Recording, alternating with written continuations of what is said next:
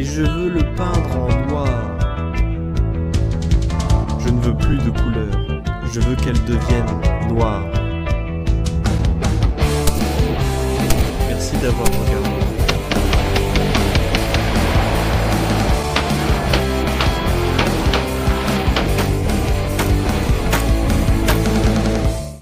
Quoi de neuf, soldats? Bienvenue au Guns Club. Il y a quelques semaines, nous avons parlé du fusil semi-automatique russe SBT-40, l'un des fusils les plus influents de toute la Seconde Guerre mondiale. Et comme ça vous a beaucoup plu, je pense qu'il serait très intéressant de parler de sa copie allemande, qui a d'ailleurs eu plus de succès que le Shenmue. Alors, parce qu'il était temps, bienvenue dans tout ce que vous devez savoir sur le Gewehr 43.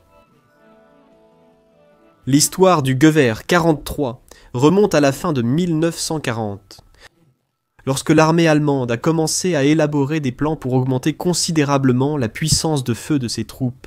C'est pourquoi il a été décidé de fabriquer un fusil semi-automatique. C'était quelque chose d'assez innovant pour l'époque, et qui, en théorie, pouvait doubler la puissance de feu des soldats. Pour cela, on a demandé à Walter et à Moser de proposer leur propre conception, afin de pouvoir standardiser la meilleure. Les fusils devaient respecter certaines directives pour pouvoir être acceptés. Les directives étaient les suivantes. Le canon ne devait pas comporter de trous pour diriger les gaz du tir vers le mécanisme de rechargement. Les fusils ne devaient ne comporter aucune pièce mobile à l'extérieur. Et dans le cas où le mécanisme de rechargement échouait, il devait être équipé d'un verrou à actionnement manuel.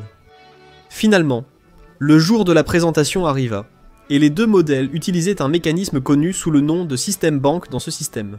Les gaz du tir étaient capturés par un piège en forme de cône à la bouche du canon, qui, à son tour, les déviait pour actionner un petit piston qui poussait un long piston, lequel ouvrait la culasse. Tout le contraire du système habituel de rechargement par gaz utilisé dans le SBT-40. Les deux fusils c'était assez épouvantable. Le système de gaz compliqué avait tendance à s'enrayer. Seule la saleté et la suie des balles avec des amorces corrosives rendaient le mécanisme inutilisable après seulement 1 ou 2 semaines d'utilisation constante. C'est pourquoi ils ont été rapidement retirés du service, et l'idée de fabriquer un fusil semi-automatique a été temporairement abandonnée. Par la suite, lors de l'opération Barberousse, l'invasion des Allemands en Russie, les Allemands se sont rendus compte de la puissance des fusils semi-automatiques. Les Soviétiques portèrent les puissants Samozariannaya Vintovka Tokareva 40 et profitant de leur puissance de feu supérieure, tiraient à volonté, empêchant même un soldat allemand de montrer la tête, ralentissant leur avancée et les obligeant à battre en retraite. Les Allemands sur le front prenaient les fusils Samozariannaya Vintovka Tokareva, 40 Russes capturés, et les utilisaient, car ils étaient bien supérieurs aux fusils à verrou qu'ils utilisaient à ce moment-là. Par la suite, le haut commandement allemand a de nouveau demandé aux usines Moser et Walter de développer une arme semi-automatique, et qu'ils le fassent également selon les spécifications précédentes. Ainsi, Walter a créé un modèle en ignorant les spécifications du haut commandement et a copié le système du SBT-40, améliorant considérablement les capacités de sa version précédente, le Gigabyte 40 et 1. Celui-ci a non seulement perdu la tendance à se bloquer et à tomber en panne, mais c'était désormais un fusil très simple à fabriquer, et que les soldats pouvaient nettoyer très rapidement. Déjà lors de la bataille de Koursk, le dernier effort de l'Allemagne sur le front de l'Est pour prendre Moscou, l'armée allemande avait déjà fourni les G-43 à l'infanterie, et ceux-ci ont pu faire face fermement aux soldats soviétiques, qui souffraient en plus d'une grande pénurie d'armement. On dit que si le Gewehr 43 était arrivé en 1940, l'opération Barbarossa aurait été un véritable succès. Cependant, le Gewehr 43 est arrivé trop tard à la guerre. La production totale à la fin de la guerre était de 400 000 fusils des deux modèles, y compris au moins 53 000 fusils de tireurs d'élite. L'ajout d'un chargeur amovible de 10 cartouches était une amélioration par rapport au chargeur fixe du Gewehr 40 et 1. Le Gewehr 43 pouvait également être chargé à l'aide de 2 clips de 5 balles, sans retirer le chargeur. Les soldats armés de ce fusil transportaient généralement une cartouchière standard pour les clips et le porte-chargeur du Gewehr. 43, avec 2 chargeurs de rechange. Les Gewehr 43 ou les carabiniers 43 étaient utilisés avec la lunette Zielfernrohr F4 à 4 grossissements. Ce fusil a également été conçu à l'origine pour être équipé du lance-grenade Sischwechser, qui était également standard sur le Mauser-Car. 98 000. Et un silencieux était également disponible. Cependant, ces accessoires ont été jugés inefficaces lors des essais et ont été annulés avant que le fusil ne soit produit en série. Beaucoup de soldats se plaignaient qu'il manquait quelque chose au fusil. Un rail pour baïonnette, mais ce n'était pas très utile non plus, car cela allongeait l'arme.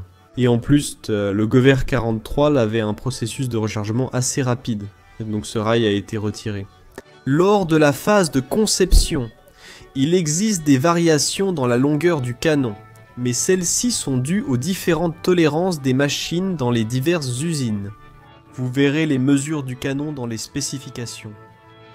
Au cours de son service, son nom a été changé de gevier à carabiner ou de fusil à carabine. Cela était dû au fait que le fusil était en réalité 2 cm plus long que le carabinet 98 000 standard. Il a donc été décidé que le nom gevier n'était pas approprié. Cependant, on l'appelle gevier ou carabine. Les 2 noms sont corrects. À la fin de la guerre, une quantité inconnue de fusils a été modifiée.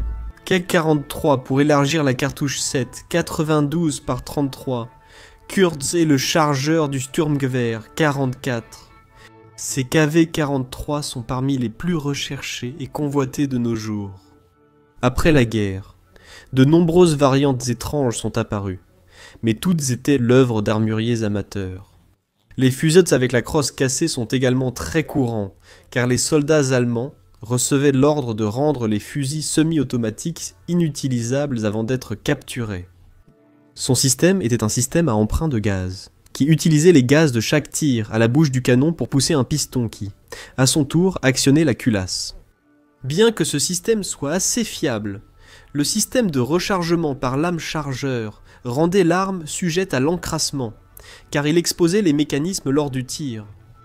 Celui-ci avait un poids de 4,1 kg, une longueur de 1130 mm, et la longueur du canon variait entre 600-650 et 700 mm. Il avait une cadence de tir de 30 balles par minute, et la portée effective était de 400 mètres. Il utilisait des chargeurs de 10 cartouches, ou des clips de 5 cartouches. Il avait une vitesse à la bouche comprise entre 746 et 756 mètres par seconde.